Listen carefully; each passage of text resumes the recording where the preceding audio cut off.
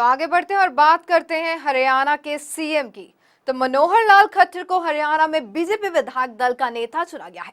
वे हरियाणा के अगले मुख्यमंत्री होंगे। लेकिन क्या आप जानते हैं कि मनोहर लाल खट्टर प्रधानमंत्री नरेंद्र मोदी के खास दोस्त हैं और दोनों के बीच कई कई समानताएं हैं। आइए दिखाते हैं हमारी खास पेशकश।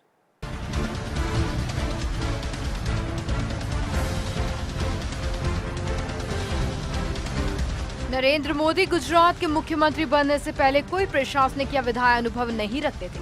वे मुख्यमंत्री नियुक्त हुए और उसके बाद मणिनगर से विधायक बने।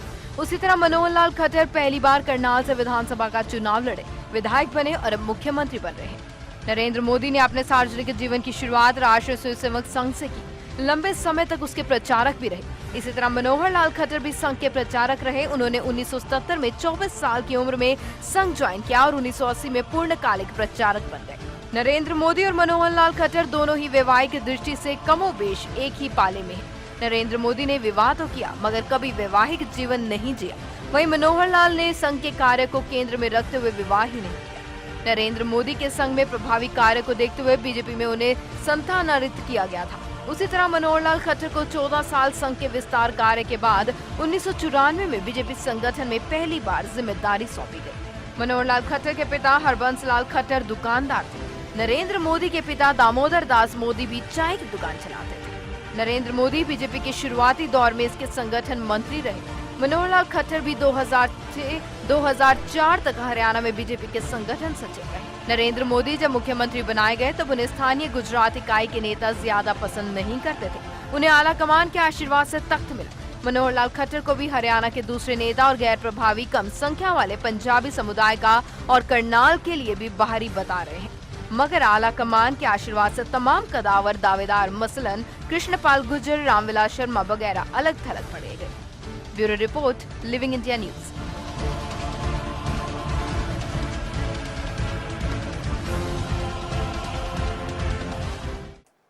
तो नरेंद्र मोदी और संघ की बैंकिंग से मनोहर लाल खट्टर हरियाणा के पहले भाजपाई मुख्यमंत्री बन गए हैं। इससे पहले न कभी वे विधायक रहे, न मंत्री, यानी शुरुआती दौर के मोदी की तरह उन्हें भी सिर्फ संगठन चलाने का अनुभव है, सरकार चलाने का नहीं। ऐसे में मनोहर लाल खट्टर के सामने होंगी ये 6 चुनौतियां। मनोहर लाल खट्टर पाकिस्तान से पलायन कर आई पंजाबी कम्युनिटी के हैं। हरियाणा का नेता बनना होगा, यानी कि जाट, बिश्नोई, दलित, अहिर, गुर्जर, ब्राह्मण, बनिया, इन सभी जातियों को अपनी छतरी के नीचे लेकर आना होगा।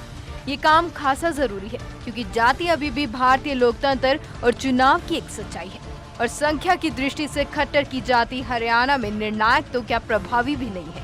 मुख्यमंत्री पद के बाकी दावेदार अब खट्टर कैबिनेट में होंगे। इसमें रामविलास शर्मा, ओम प्रकाश धनखड़, कैप्टन अभिमन्यु शामिल हैं। कांग्रेस से आए चौधरी बीरेंद्र सिंह अपनी पत्नी प्रेमलता के जरिए दावेदारी ठोकेंगे। अहिरवाल में बीजेपी को बड़ी सफलता दिलाने वाले मोदी सरकार में मंत्री और गुड़गांव से सांसद राव इंद्रजीत सिंह की निभाएं भी कसी होंगी। यही बात फरीदाबाद से सांसद और मंत्री कृष्णपाल गुर्जर के बारे में भी की जा सकती है। यानी सब तरफ से झड़प घेरे होंगे। खट्टर को न सिर्फ इन्हें साधना होगा बल्कि ये सुनिश्चित भी करना होगा कि उन्हें आला कमान का लगातार समर्थन मिलता रहे। हाल तक मुख्यमंत्री रहे भूपेंद्र सिंह हुड्डा की सबसे बड़ी आलोचना भेदभाव को लेकर रही है। हुड्डा को हरियाणा का नहीं रोहतक का सीएम कहा जाता था। आरोप था कि उन्हें सिर्फ पुराने रोहतक हल्के में ही विकास प्रोजेक्ट लाने की धुन है। ऐसे में चाहे दक्षिणी हरियाणा हो या जाटलैंड कहे जाने वाला सिरसा, हिसार का इलाका, सभी अपनी उपेक्षा का रोना रोते रहे। खट्टर की पैदाइश रोहतक की और रिहाइश पंचकूला की है और वह अब करनाल से विधायक है। ऐसे में उन पर किसी क्षेत्र विशेष को तरजीह देने का दबाव तो नहीं होगा। अब जरूरत है इन हिस्सों तक विकास को ले जाने की, जहां पिछले 10 साल में पहिया कुछ थमा है। इसमें मेवात जैसा मुस्लिम बहुल इलाका भी शामिल है, जहां से बीजेपी का एक विधायक चुनकर नहीं आया। तो हरियाणा के मुख्यमंत्री के सामने एक चुनौती दिल्ली से सटे इलाकों में जमीन के इस्तेमाल की है। हुड्डा अपनी CLU पॉलिसी को लेकर आलोचनाओं के घेरे में रहे। गुड़गांव हो या फरीदाबाद, सोनीपत या बहादुरगढ़, हर जगह रियल एस्टेट के लिहाज से जमीन की कीमतें बहुत ज्यादा है। ऐसे में सरकार को पारदर्शी नीति अपनानी होगी। आखिर खट्टर के नेता मोदी जी दामाद जी की जमीनी आलोचना कर ही तालियां और वोट बटोर लाई हैं। हरियाणा की छवि जाट जनहित है। आपको सुनकर अचरज लगेगा मगर दूर प्रदेश के लोगों को यही लगता है कि हरियाणा में सब जाट हैं, सब खेती करते हैं, मास्टरी करते हैं और सुबह शाम दूध पीकर डंडे पेलते हैं। हरियाणा की नकारात्मक चर्चा कभी खाम पंचायत के फरमानों को लेकर होती है तो कभी दलितों पर अत्याचार को लेकर।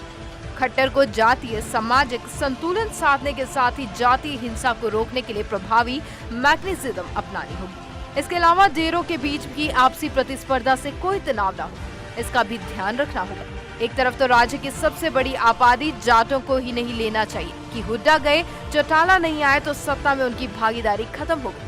वहीं गैर जाट जातियों को भी ये लगना चाहिए कि अब कम से कम जातीय आधार पर तो उनके साथ सरकारी तंत्र में भेदभाव नहीं हो रहा। और एक बात पंजाब के साथ विवाद को लेकर।